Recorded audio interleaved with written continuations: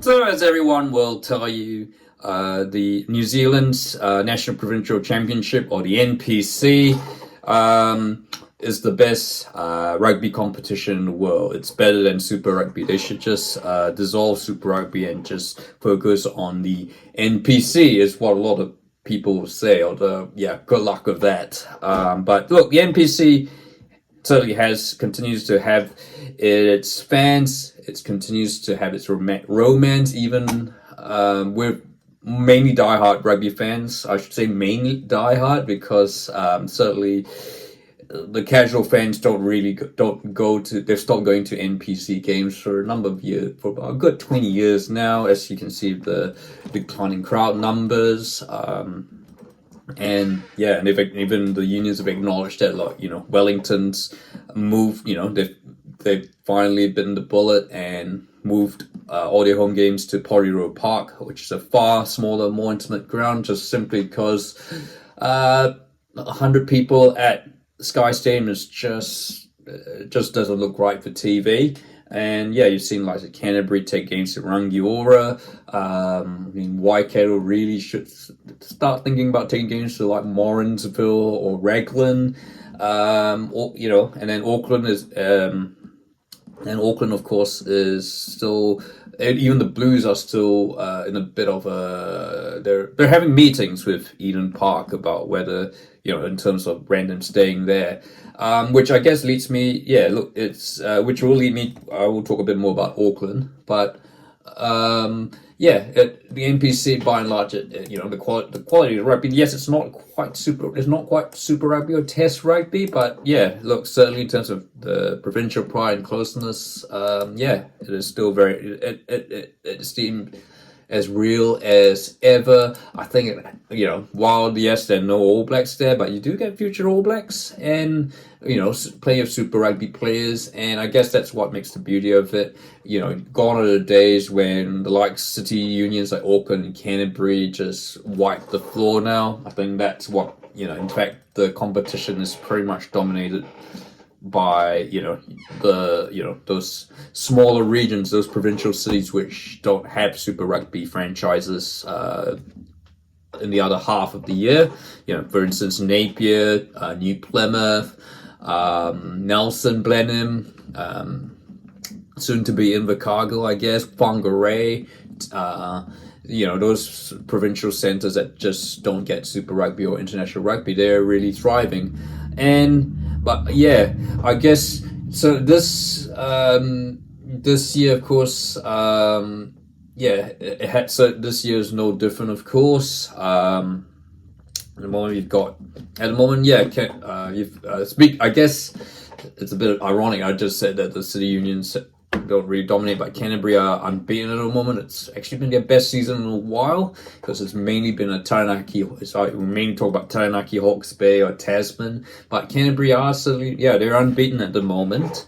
Got a lot of Super Rugby base players. I guess you could say that. Canterbury's always been very strong there, and then you've got like Otago has had a really good, strong season. Helps that they've got an All Black in Christian Leawilli, but there's some other, I've been impressed with the likes of Luke Casey, and then you've got someone like Dylan Pledger, and then you look down the table, I guess, you can, one big thing, the thing that you notice is that the three Auckland City unions are, not on a bottom of the table, and not just that, they're rock bottom. They have a combined record of 0-15, and it is. Look, I know most of New Zealand likes to see Auckland. They have the sort of like against us against the big city, and I myself, obviously, I'm kind of happy that Auckland's not really, Auckland is having such a nightmare season. But yeah, I guess it is certainly an interesting scenario, and perhaps one that I guess it should be said, it's a scenario that's really not, it's probably been some time in the making. Look, which is weird to say. Look, Auckland obviously by far is the largest city in New Zealand. You know, a million. You know, the next biggest city has about it's Christchurch, not even half that. And you know, there's no signs that the gap's gonna close. Yet for all the population for some reason. And also don't forget the schools as well. You've got lots of Auckland Grammar, Kels, all the great rugby schools there across the greater Auckland region. It's quite clear the talent is there, but for some reason the results aren't showing for the NPC teams. So funny enough, not fortunately for the Blues, it's not filtering through that yet. I guess obviously Super Rugby they contract other players from outside the Auckland. They can contract players from outside the region. For example, your Sam Derry, Finley Christie, who don't play for any of the Auckland NPC provinces when they're not on All Blacks duty. But yeah, it is.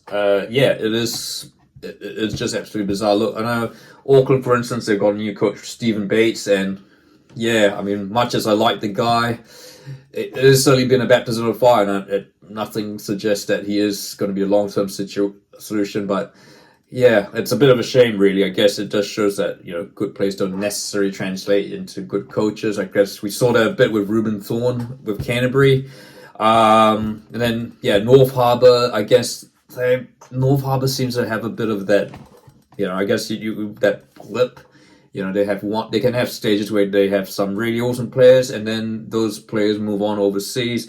You take back to the 2000s, when they had, Anthony Borish, Greg Rollinson, Luke McAllister, Nick Evans even briefly before he moved down to Otago, Anthony Tuitavaki, Viliami Wakasadua, a fantastic side with players that couldn't actually get into the Blues team, so they had to go out to the other Super Rugby franchises. But I think right now they're certainly at a stage where there's just a lot of inexperience and just not quite enough quality. And I guess, you're sort of with the Harbour region, of course, you got to focus on that, the northern suburbs of Auckland, all the way up to, I believe Warkworth is the boundary, or is it, that's Northland, or Wellsford, no, it's Northland.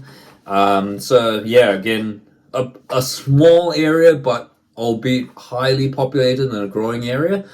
I guess on the flip side, yes, it is a growing area, but what type of people are going there? Generally speaking, I guess, with the trends of New Zealand, or, New Zealand's immigrant population has moved away from, being solely European, British, to, more like pan-Europe, continental Europe, where rugby's not in, Chinese, Indian, East Asian countries, and those regions don't really play rugby. They're more, they play other sports. If they do, because of course, participating in sport is not necessarily something you'd consider as a career for a lot of, particularly, Chinese, Japanese, Korean, or Indian. I think there's more focus on business being successful there. And sports sort of recreation which you watch. They might, but if they did play, they'll play things like badminton or soccer. And I guess that leads me to the other thing, of course. Yeah, I want you with the popularity of Auckland FC, is that gonna I joke that Auckland's not really into rugby union. They've I think it's sort of turned into a soccer city, although in reality Auckland soccer football scene has always been pretty strong. You've got likes of your Auckland City, Auckland United, and it's just really Auckland FC was really something overdue that the city of Auckland probably needed, like a professional outfit to complement the other, the growing semi-professional scene, which actually has been very, has always been really successful in Auckland. So, although that is the popular view as to what I think, and anti-rugby fans would like to say that that they would like to think that football has Auckland has turned into a round ball city, right? But that's definitely not the case. I think rugby, right, in terms of participation, yeah, I think rugby is still very strong there and the club scene. I think the one reason is possibly that, yeah, a lot of the young Aucklanders are just moving out for uni, for polytech, well, technical college. They're moving out of Auckland to go to likes of Canterbury, or Dunedin, or Waikato. Just that's maybe what the kids do. They don't, they want to change, and it's actually sort of been something that's happened, this whole time. Kids in Auckland just want to see, they just want to go and see the world.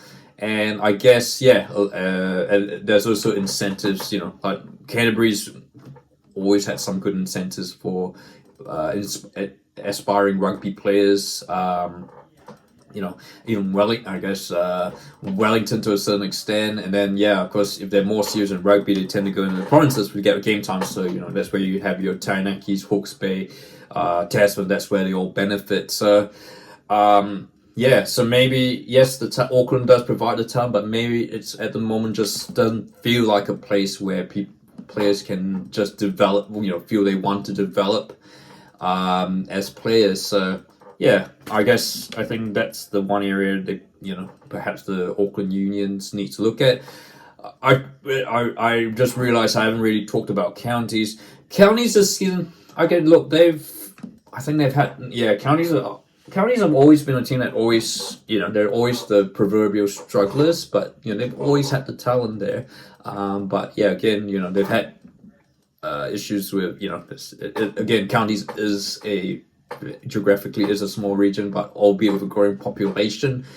They've actually done. I think they've just been unlucky at certain times. I think they're getting against Taranaki, for example. They were, they more than had the measure of Taranaki. So I think it's just more results thing. But not, but I guess they seem to have they seem to be able to attract. Your Dalton Papali'i wants to play for Counties. I mean, back in the day, Kieran Reid wanted to move from Canterbury to Counties. So I wonder if Counties maybe holds the recipe to maybe perhaps getting young players born in Auckland back to to start consider playing for their home province again. It's a difficult one, but I don't think it's going to be one that's going to be. I don't think the Auckland rugby teams are going to be like this forever. It's just part of the cycle. Otago went through it as well. Southland went through it as well, and teams just I certainly think that with right now Auckland have lost a lot of the experience and to the All Blacks, to overseas, and they're just currently paying the price for it. So but what are your thoughts? Why is Auckland 0-15? Is this just a bit of a blip this year, or is this a sign of a real problem in Auckland? And what can Auckland, the likes of North Harbour, Auckland, counties do to start winning again? And of course, if you like this video, feel free to like, and don't forget to subscribe.